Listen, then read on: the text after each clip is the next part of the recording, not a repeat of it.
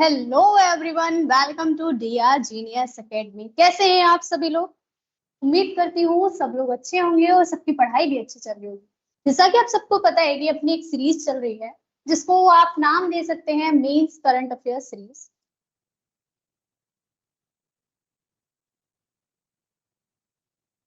Current affair series अब ये जो है मेंस के रिगार्डिंग, जो अभी मेंस देने जा रहे हैं 17 जून को, एक तो उनको हेल्प करने वाली है और दूसरा जो अपने फाउंडेशन बैच के बच्चे हैं उनके लिए बहुत हेल्पफुल रहने वाली है। क्यों? क्योंकि इन वीडियो के जरिए वो आंसर राइटिंग सीख सकते हैं कि कैसे हम क्वेश्चंस हैंडल करें।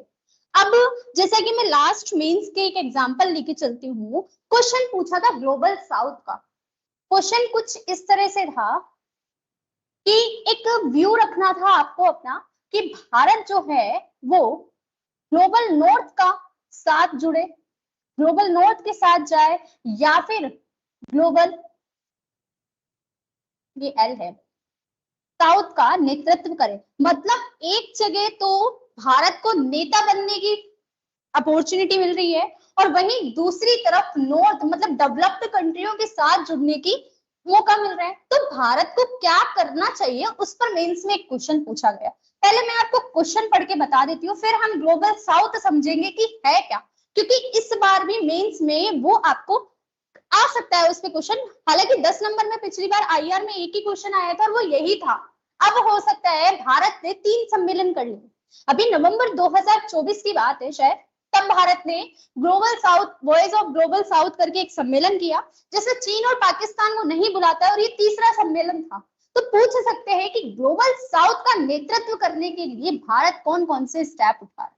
ठीक है, मैं पहले आपको क्वेश्चन दिखा रही हूँ, उसके बाद हम बात करेंगे कि ग्लोबल साउथ और शांति किस तरह से कायम की जा सकती है।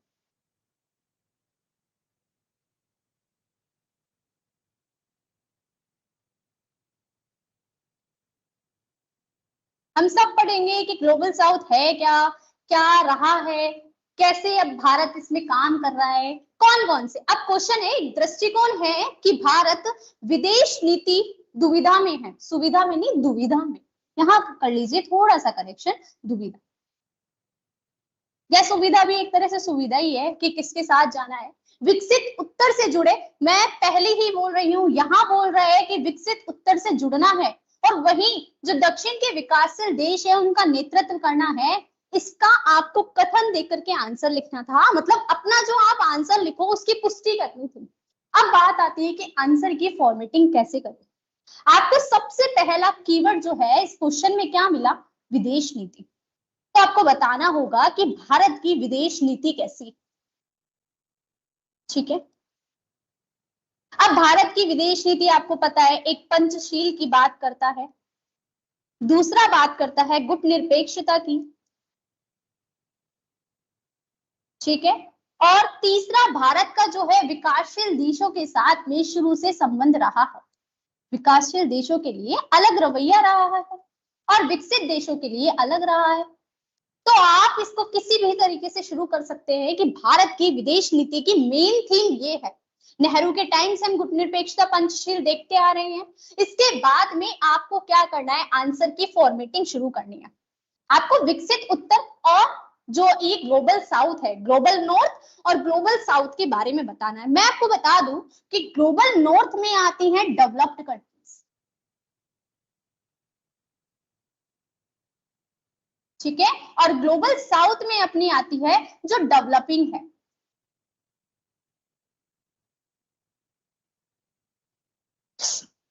ठीक है, दो तरह की आपको पता चल गई कि एक डेवलप्ड है और एक डेवलपिंग है। डेवलप का मतलब जो इकोनॉमिकली और पॉलिटिकली स्ट्रॉन्ग है, वही ग्लोबल साउथ में जो है वो डेवलपिंग है, इकोनॉमिकली और पॉलिटिकली थोड़े से वीक है। ठीक है, उसमें कुछ ऐसे भी हैं जो बहुत ज्यादा वीक है, तो इनका एक गुट चलता है। अब आपको आगे पूछा है, आपने दोनों के बारे में बता दिया। अब आपको बताना है, एक साइड आप लिखेंगे विकसित उत्तर और दूसरी साइड आप क्या लिखेंगे,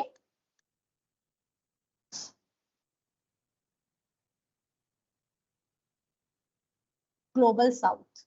ठीक है, मतलब ये अपना दक्षिण के विकासशील देश है उनका। अब इधर ब्रैकेट में लिखेंगे जुड़ने का मौका, इधर जुड़ना, और इधर लिखेंगे नेतृत्व।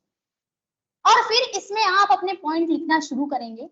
कम से कम भी नहीं तो मैं चाहूंगी इसमें आप 6 पॉइंट लिख कर आए। 6 पॉइंट। विकसित उत्तर से जुड़ने के क्या फायदे हो सकते हैं, जैसा कि अमेरिका हो गया, रूस हो गया, यूरोप हो गया, यूरोप की कुछ कंट्रियां हो गई, उनसे जुड़ने के भारत को क्या फायदे हो सकते हैं। ये वाला पूरा मटेरियल आप आईआर में पढ़ेंगे कि क्या फायदे हैं। मैं अभी आज बात कर रही हूँ ग्लोबल साउथ की, तो भारत के लिए ग्लोबल साउथ किस तरह इंपॉर्टेंट है ये आपको पता ही है कि किस तरह से भारत जो है G20 में ग्लोबल साउथ की एक अवधारणा देता है और G20 में अफ्रीकी संघ को मेंबर बनाता है। जब नई दिल्ली में G20 का सम्मेलन हुआ था तो आपको पता है अफ्रीकी संघ जोड़ा गया। तो ये अपना क्या हो गया, ग्लोबल साउथ का नेतृत्व भारत किस तरह से करेगा उसकी थीम स्टार्टिंग कर दी। अब बात कर लेते हैं कि है क्या ये ग्लोबल साउथ और कैसे ये शांति स्थापित कर सकता है।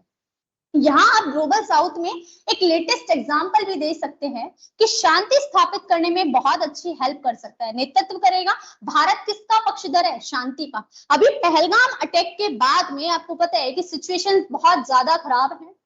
पहलगाम अटैक ने भारत के लिए एक बार फिर से स्थितियां ऐसी खड़ी कर दी कि कुछ ना कुछ स्टेप्स लेने पड़ेंगे। अब शांति के लिए ग्लोबल साउथ कैसे हेल्प कर सकता है, भारत किस तरह से शांति का पक्षधर है, ये सारी बातें इसमें कवर होंगी। यहां तक पॉइंट क्लियर। और देन आप अपना आंसर क्या करेंगे, कंक्लूड करेंगे। अब आप जो हर पॉइंट लिखेंगे उसका एग्जाम्पल आपके पास होना चाहिए। एग्जाम्पल के बिना, क्योंकि यहाँ पे लिखा है कि उपयुक्त कथन का विश्लेषण करना है, पहली बात ये विश्लेषण चल रहा, और दूसरा तर्कों के साथ में आपको अपना आंसर लिखना है। और तर्क हम कब दे पाएंगे, जब हमारे पास एग्जाम्पल्स होंगे। Point clear.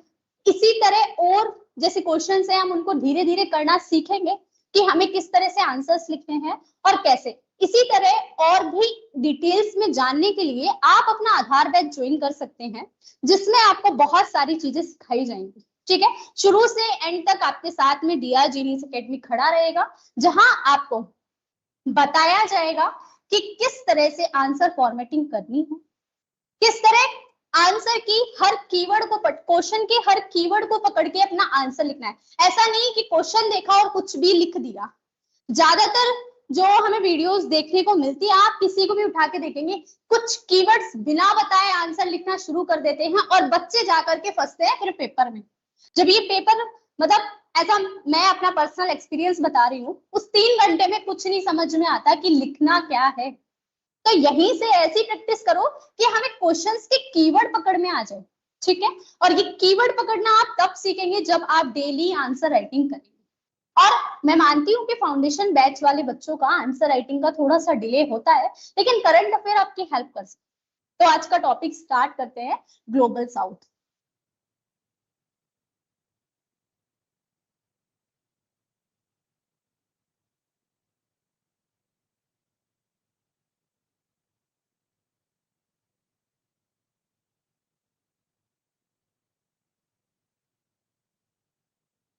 मैंने आपको पहले क्वेश्चंस इसलिए बता दिया क्या, ताकि आपको पता चल जाए कि जो टॉपिक पढ़ाया जा रहा है वो इम्पोर्टेंट है, मेंस के लिहाज से बहुत ज्यादा इम्पोर्टेंट है।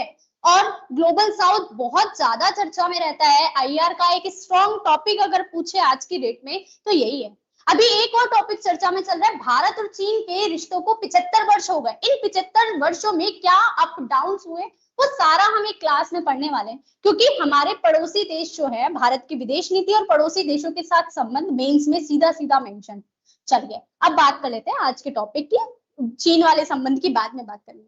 सबसे पहले बात आती है what is global south, a term coined by American scholar Carl Oglesby to describe groups of countries। किसके लिए, ग्रुप ऑफ कंट्री को डिस्क्राइब करने के लिए जो कि क्या है, पॉलिटिकली और इकोनॉमिकली स्ट्रॉन्ग है, relatively to dominant global north. मतलब ऐसी कंट्रीज का ग्रुप जिन पर ग्लोबल नॉर्थ क्या है, डोमिनेंट है, जो कि पॉलिटिकली और इकोनॉमिकली स्ट्रॉन्ग है, उनके लिए एक टर्म को कॉइन किया गया, किसके द्वारा, ओगलसेबी के द्वारा। ठीक है, ये 1969 की बात है जब इन्होंने ये टर्म दी। अब ग्लोबल साउथ में कौन कौन आता है ये हमें पता होना चाहिए। लैटिन अमेरिका, अपना मैक्सिको, और उसके बाद में दक्षिण अफ्रीका का कुछ पोर्शन मिलाकर के लैटिन अमेरिका, अपना एशिया हो गया, अफ्रीका पूरा आपको पता है, और ओशियाना वाला, ऑस्ट्रेलिया न्यूजीलैंड वाले ये जो बेल्ट है ये इसमें शामिल होती है। अच्छा, इसमें कौन कौन जो डेवलपिंग है, लेस डेवलप्ड है और अंडर डेवलप्ड है, अविकसित है। अविकासशील में एशिया वाली कंट्रीज आ गई, जैसे हमारा इंडिया हो गया, वियतनाम हो गया। कम विकसित में थोड़ा सा हम मान सकते हैं कि पाकिस्तान के आसपास का एरिया ये जो है अपना कम विकसित है, और अविकसित में अपन अफ्रीका वाला एक क्षेत्र ले सकते हैं जो कि अभी डेवलप्ड नहीं है। पॉइंट क्लियर यहां तक? समझ में आया कि ग्लोबल साउथ क्या है? ग्लोबल साउथ जो है नॉर्थ साउथ, मतलब जो ग्लोबल नॉर्थ है उसके द्वारा डोमिनेंट कंट्रीज। मैं आपको बोला ना कि आंसर जब आप फॉर्मेटिंग करेंगे तो विदेश नीति बता करके आप ग्लोबल साउथ और ग्लोबल नॉर्थ के बारे में बताओगे पहले, और एक तरीका इंप्रेसिव बनाने का आप क्या करें, मैप बनाएं। आपको वर्ल्ड मैप आता होगा, ठीक है? अभी यहाँ थोड़ी सी कम स्पेस है इसलिए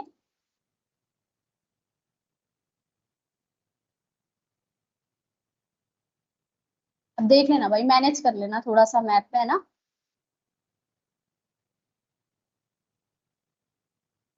ये थोड़ा ज्यादा मुड़ गया है।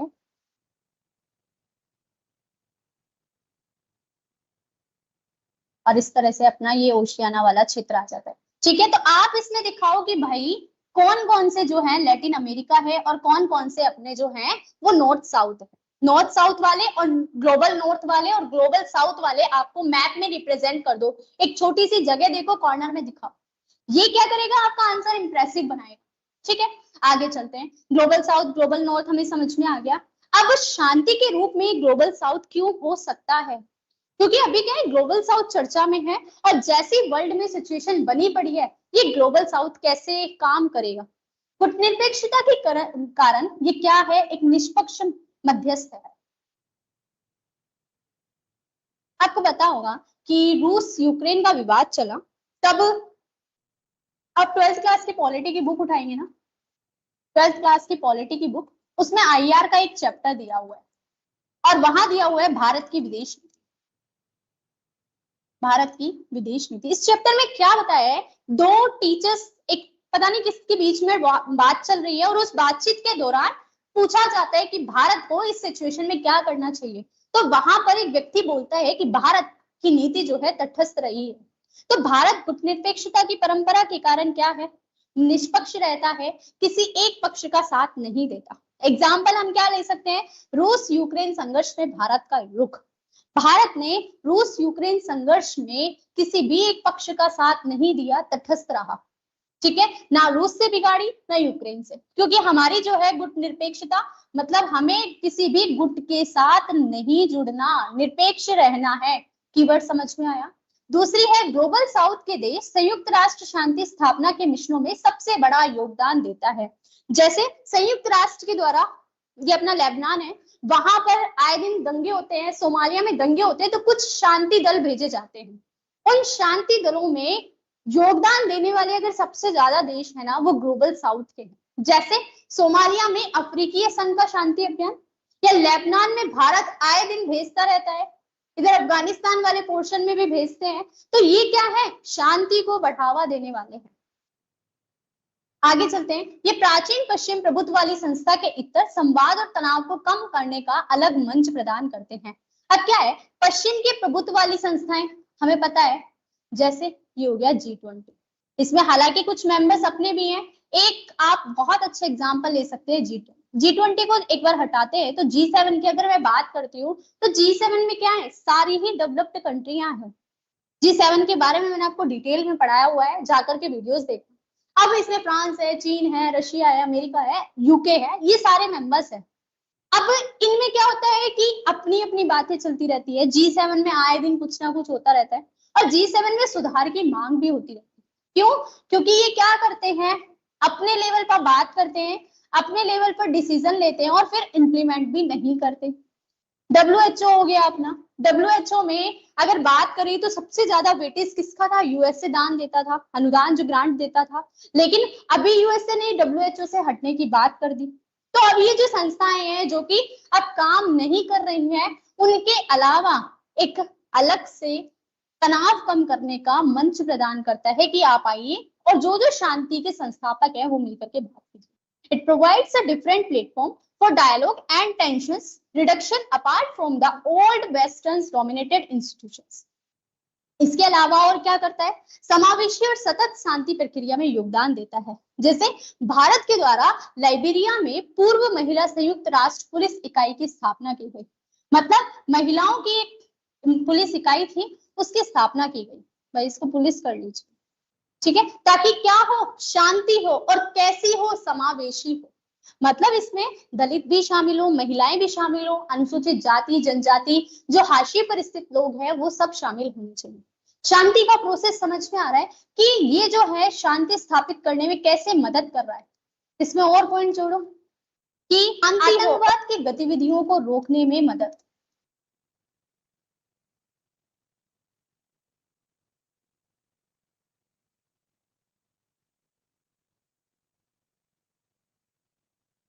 रोकने में सहायता, ठीक है, एक ये पॉइंट आप जोड़ सकते हैं।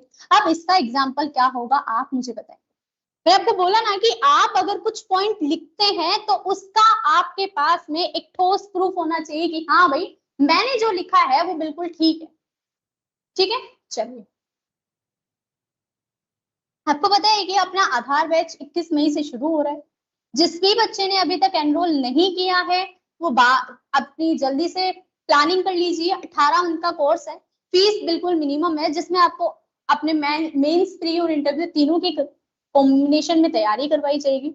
एक फाउंडेशन बैच है, पूरा आपका फाउंडेशन तैयार किया जाए। अब एक्चुअली क्या है ना, यूट्यूब पर हमारी थोड़ी सी लिमिटेशंस रहती है, हम कंटेंट पूरा डिलीवर करते हैं लेकिन कुछ चीजें अपने पेड बच्चों के लिए भी बचा के रखते हैं, क्योंकि वो लोग फिर बुरा मान जाते हैं कि हम लोगों ने तो फीस दी है ना, फिर आप पूरा कंटेंट वहां यूट्यूब पर दे रहे हैं। तो सबका ध्यान रखना पड़ता है, इसीलिए आधार बैच में फीस बहुत कम रखी गई है कि जो बच्चे, ऐसे डिमांड आ रही थी कि हमें भी जुड़ना है, तो जिन भी बच्चों को अभी एनरोल करना है वो कर सकते हैं। 21 मई तक आपके पास ऑफर है, ठीक है। आगे है, अब शांति स्थापित करने में क्या क्या दिक्कतें हैं। प्रादेशिक सीमाओं की अस्पष्टता, मतलब सीमा नहीं है कि ग्लोबल साउथ और ग्लोबल नॉर्थ क्या है, क्योंकि कुछ कंट्रीज अभी क्या है, डेवलप्ड बनने जा रही है, डेवलपिंग से डेवलप्ड की हो रहे। जैसे मैं बात कर लू, भारत हो गया, वियतनाम हो गया, ये क्या है, डेवलपिंग है प्रेजेंट, लेकिन कुछ टाइम में क्या बन जाएंगे, डेवलप। आपको पता ही है भारत का लक्ष्य है 2047 तक विकसित भारत बनने का। तो क्या भारत ग्लोबल साउथ में जाएगा? एक पॉइंट ये भी तो निकल के आता है ना कि 2047 तक अगर भारत विकसित भारत बनने का सपना रखता है तो क्या वो जाएगा क्या ग्लोबल नॉर्थ में? तो हमें फिर गुटनिरपेक्षता का बात लानी है कि भारत क्या है, गुटनिरपेक्ष की नीति का पालन करता है, ना तो वो ग्लोबल नॉर्थ के साथ में संबंध खराब करना चाहता है, ना वो ग्लोबल साउथ के साथ संबंध खराब करना चाहता है। दूसरी, ग्लोबल साउथ देशों को कानूनी अधिकार और वैश्विक वैधता हासिल करने हेतु ध्रुवीकृत संयुक्त राष्ट्र पर निर्भर होना पड़ता है। मतलब कोई भी कानून बनाना है, वैश्विक वैधता चाहिए, तो संयुक्त राष्ट्र से आपको पता है कि परमिशन लेनी होती है। क्षमता व समन्वय की कमी, अब मैं बात कर लूं, चीन और पाकिस्तान अलग डायरेक्शन में, भारत हो गया अलग डायरेक्शन में, इस तरह से क्या एक शांति स्थापित हो पाएगी? शांति स्थापित करनी है तो आतंकवाद को त्यागना होगा। एक आतंकवाद जो है वो पूरी शांति भंग करने का सबसे बड़ा जरिया बना हुआ है। अब ग्लोबल साउथ के लिए भारत ने क्या क्या स्टेप्स लिए जिससे ये प्रूफ होता है कि भारत जो है वो ग्लोबल साउथ की तरफ जा रहा है, ग्लोबल साउथ की तरफ जा रहा है। सबसे पहली बात, जनवरी 2023 में प्रथम वॉइस ऑफ ग्लोबल साउथ शिखर सम्मेलन का आयोजन किया गया। The first Voice of Global South Summit in January 2023। इसका तीसरा संस्करण हुआ 2024 में। कैसे? वर्चुअली। अच्छा, इसके जो तीनों वर्जन है ना वो वर्चुअली हुए, चीन और पाकिस्तान को बुलाया ही नहीं। इसकी थीम क्या रखी? वसुधैव कुटुंबकम। भारत, आपको पता है कि शुरुआत से ही किसकी बात करता है? वसुधैव कुटुंबकम की, कि विश्व एक क्या है, एक परिवार है, एक कुटुंब है जहां पर सभी को मिलजुल कर रहना है। तो ग्लोबल साउथ के लिए भारत ये सारी पहले कर रहा है कि सम्मेलन आयोजित कर रहा है इन सब देशों को मिला करके। इसके बाद में डिजिटल सार्वजनिक अवसंरचना को, डिजिटल पब्लिक इंफ्रास्ट्रक्चर को स्टार्ट करने के लिए $25 बिलियन देने का बात की है कि हम इतना योगदान देंगे। G20 में अफ्रीकी संघ को शामिल करना भी क्या दिखाता है कि भारत ग्लोबल साउथ की तरफ थोड़ा सा टिल्टेड है। लेकिन आपको अपने आंसर में ऐसा प्रूफ करना है कि भारत किसी एक पक्ष की साइड नहीं है, भारत दोनों पक्षों के साथ, दोनों पक्षों के साथ में, जहां वो अमेरिका हो गया, फ्रांस हो गया, रशिया हो गया, इनके साथ में बातें करता है, आए दिन मीटिंग्स करता रहता है, वहीं ग्लोबल साउथ के साथ भी उसकी मीटिंग्स चलती रहती हैं।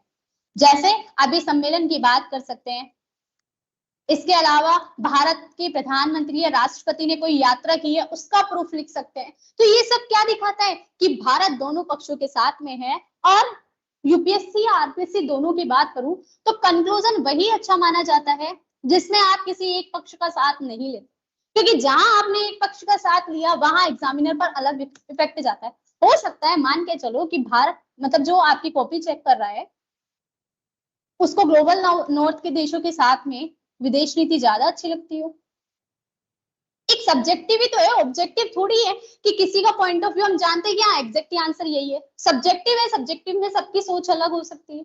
कुछ एग्जामिनर है वो ग्लोबल नॉर्थ ग्लोबल साउथ की तरफ जाने की बात करते हो, तो आपको कंक्लूजन ऐसा लिखना है कि जो चेक करने वाला हो वो कंफ्यूज हो जाए कि कहना क्या चाह रहे हो भाई, वो वाला सीन है। पॉइंट क्लियर यहाँ तक? कंक्लूजन आपको कभी भी एक साइड नहीं लिखना, दोनों पक्षों को लेकर के चलना है। जहां भारत ग्लोबल साउथ के बड़े भाई की भूमिका निभा सकता है, वहीं एक सहभागी के रूप में विकसित भारत ये ग्लोबल नॉर्थ के देशों के साथ भी जुड़ सकता है, क्योंकि भारत का सपना 2047 तक क्या है? विकसित भारत बनने का है।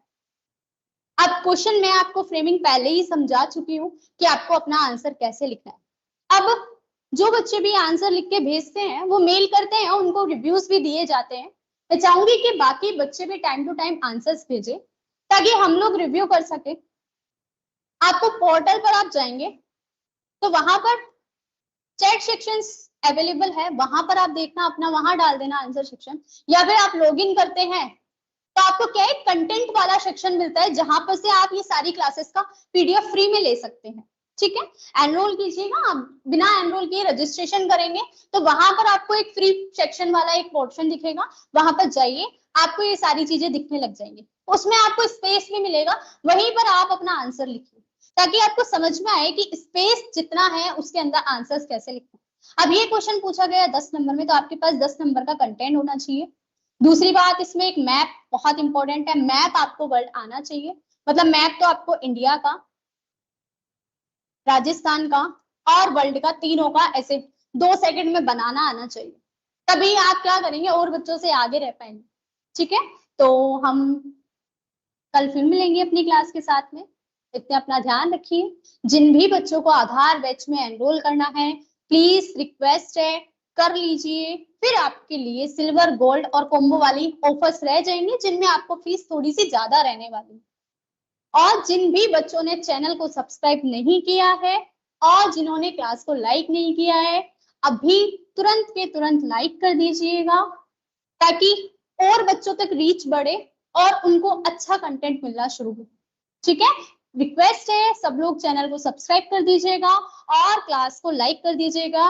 Bye bye all of you.